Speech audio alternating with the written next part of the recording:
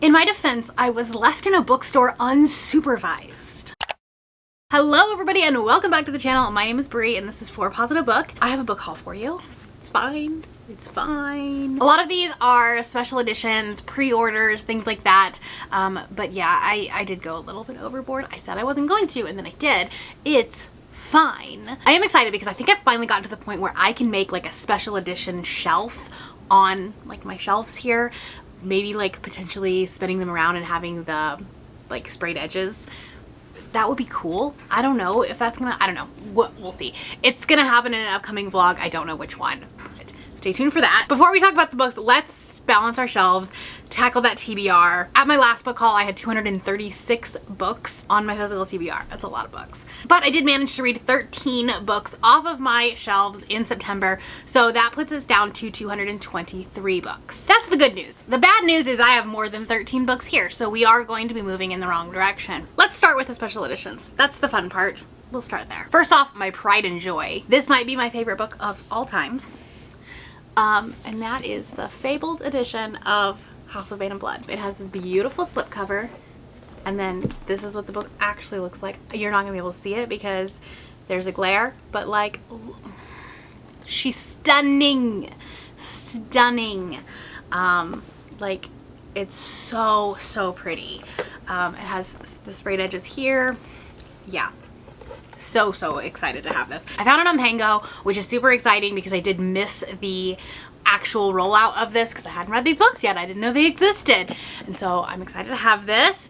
And yeah, I had Pango bucks. I've sold a bunch of books on Pango, and so it was basically a free book, right? Then I got a pre-order of the special edition of Blood Mercy by Vela Roth. This is Blood Grace Book 1. A lot of people have talked about this book. I don't know that I'm going to love it.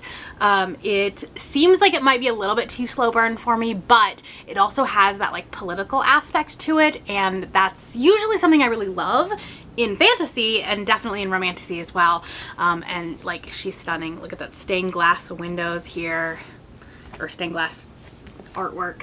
Like, look at that. It's so pretty. This actually might be prettier than the cover. I don't know. Anyways, vampire romantasy, slow burn. I know it's like the first in a series, and I was like, you know, we're just gonna get the special edition. Why not? This was my birthday present to myself, but it only just arrived last week. Then I have two Illumicrate boxes. Somehow August and September showed up super early. First up, we have Mistress of Lies by K.M. Enright. I think this is also a vampire romantasy. Not really sure, but stunning. Like, hello, gorgeous.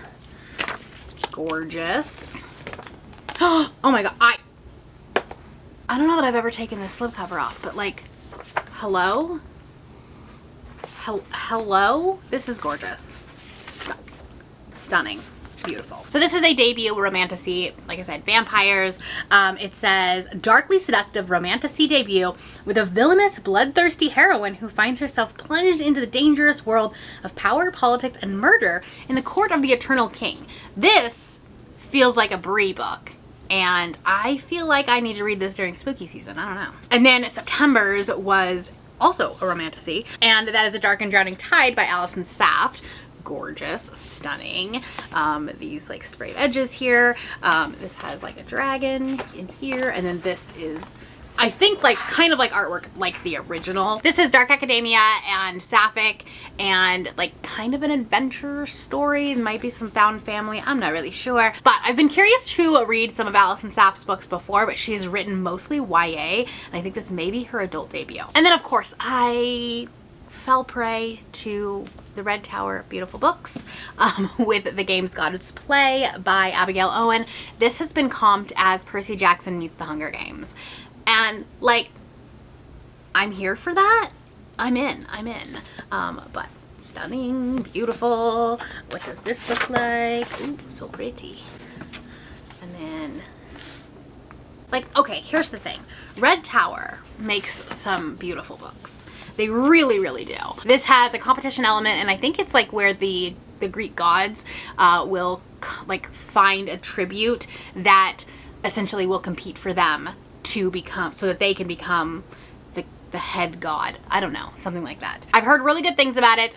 There's been a lot of people that have read it already and have really liked it, so it gives me hope for a Red Tower win. And then I got the Barnes & Noble exclusive edition of The Crimson Crown by Heather Walter. So I'm calling this a special edition just because it has like these sprayed edges. This is a sapphic story about Snow White's evil queen, like her villain origin story.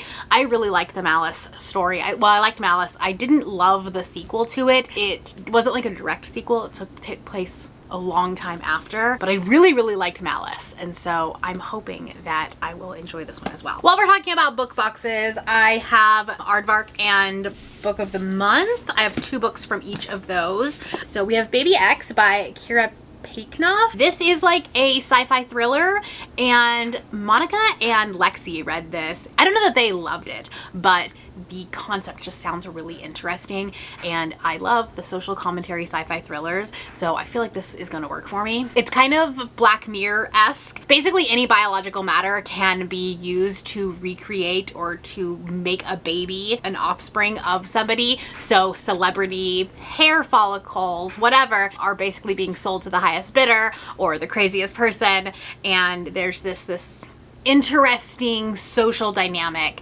which is kind of a buzzword for me. And then The Eyes Are the Best Part by Monica Kim. This is the horror that everybody is talking about this year. I've heard it's really gory. I've heard it's really scary. I am going to be reading this during my seasonal spooky challenge vlog that I am currently working on. I haven't started this one yet. I am terrified of this book because eyeballs. Like, okay, the eyeball is literally being poked by a knitting needle. I'm scared. This says Crying in H Mart meets My Sister the Serial Killer in this feminist psychological horror about the making of a serial killer from a Korean American perspective. But here we are. I will be reading this one very shortly. And then I got 2 books from Book of the Month. I have Sleep Tight by J.H. Markert. This just looks terrifying. I'm here for the spooky creepiness. This says the sole survivor of a serial killer might hold the key to stopping a new spree of murders. Father Silence once terrorized the rural town of Twisted Tree, disguising himself as a priest to prey on the most vulnerable members of society. When the police finally found his house of horrors, they uncovered 19 bodies and 1 survivor. A boy now locked away in a hospital for being criminally insane. Nearly 2 decades later, Father Silence is finally put to death, but the next morning, the detective who made the original arrest is found dead. A new serial killer is taking credit for the murder and calling himself the Outcast. Terrifying.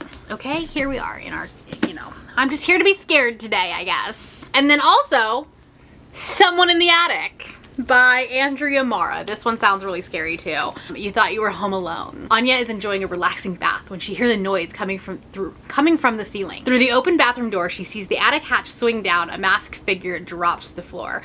30 seconds later, Anya is dead. You're not afraid of being alone in the dark. You're afraid because you're not alone. That's creepy, terrifying. Here's the thing. My husband and I both travel for work, and so there are times where I am living at home by myself with just the dogs, and like there's 5 dogs. Nothing's actually going to happen to me because they're very loud. I'm motioning this way because Schmidt and Doyle are literally right here sleeping. If you hear them snore, that is what it is. I don't know if I like should read this when I'm by myself for the content or not do that for my own mental health. I don't know. Let me know. Do you want to see me suffer? Okay, those were the book boxes, my subscription boxes. I did pick up one Spiffbo book. I actually don't know if it's still in the running at this point. There's been a lot of cuts recently with new finalists, but this is A Breaking of Realms by Jasmine Young. The cover is stunning, and it was one of the books that I found during my research of like trying to find the books that are on my Spiffbo radar. I'll link it up there if you want to see what I was, in the mood for. And when I pulled up the Amazon page, there was a sale on this one, and I had a gift card, and so I was like, oh, I'm just gonna buy this because the cover is so pretty, and I feel like this is gonna be kind of like Game of Thrones-esque. Basically, our main character wants to become a dragon rider, but a dragon has never hatched for her. But then a hatchling falls to her from the skies, begging for rescue. She must decide whether to relinquish her dreams and become the worst criminal of all, a rogue rider. One with the potential to restore mankind's sovereignty from the brutal dominion of the elves. Here's the thing, I really want to get back into my epic fantasy era. I love fantasy books, I do, but I feel like I've just been drawn more to romantasy lately, which is not a bad thing. I love that I'm doing that, but I also want to get back to my roots. So hopefully this will do that. I don't know that I'll read this before the end of the year, but we'll see. Speaking of romantasy, let's just move on to that. Okay, I have more. First up, A Reign of Rose by Kate Golden. This was actually sent to me by Berkeley, so thank you so much to the publisher for sending me a finished copy of this. This is the third and final book in the Sacred Stones trilogy. I can never remember the name of any series, but this one specifically. The first one is A Dawn of Onyx, and I read that one towards the beginning of the year. And it's a fun romantasy, kind of a hate to love, and like the two main characters hate each other at the beginning, that kind of thing. And this is the final installment in that series. I'm not ready for this series to end yet. I had a good time with it. It's not like an all-time favorite of mine, but I had a good time. And then we have Phantasma by Kaylee Smith. This is giving me spooky vibes for sure. I really want to read this like now. Like if I could mood read a book, it would be this one right now. And this has kind of been comped as like Caraval meets Carrie Maniscalco. Okay, I loved Caraval when I read it a long time ago as a baby booktuber. I don't know that I would love it anymore, but these like trials and competitions sound really fun. So we have our main character, and her mother was brutally murdered, and she has inherited the family's fearsome magic and enormous debt. Circumstances go from dire to deadly, however, when Ophelia's sister decides to pay off the loan by entering Phantasma, a competition where contestants rarely escape alive, and the victor is granted a single wish. The only way for Ophelia to save her sister is to win, but Phantasma is a cursed manor, full of twisting corridors and lavish ballrooms, staffed by enticing demons and fatal temptations, and Ophelia must conquer all 9 floors to succeed, if her fears don't overtake her first. This is, I mean, it's supposed to be a romantasy, but it has one paragraph about our love interest. Charming, arrogant stranger claims he can help. You know, honestly, that is kind of giving the, oh, what is his name? Is it Jax? Oh god, it's been so long since I've read that series. The main, like the love interest in specifically Legendary. It kind of does feel like that. So we'll see if that one gets read this month. I really hope it does. And then a book that I quite literally picked up on a whim, completely blind, The Temptation of Magic by Megan Scott. Sworn to be enemies, destined to be each other's undoing. It has a really bad glare, but that's what it looks like. This is giving Dark Academia, and listen, Dark Academia magic is kind of where I thrive. I'm not gonna lie. Nicole has hidden all of her life from the Wake, the shadowy organization that governs all supernatural creatures. If they discovered that Nicole is an Imperial, a shape-shifting immortal hunter, they'd force her to join them or kill her for resisting, like they did her mother. But Nicole's mother left behind something invaluable, a secret message hidden within a supernatural art collection, a key to destroying the Wake for good. And then we have Kyan, who I assume is going to be the love interest, and he is sent to kill her. He is the Imperial's best assassin.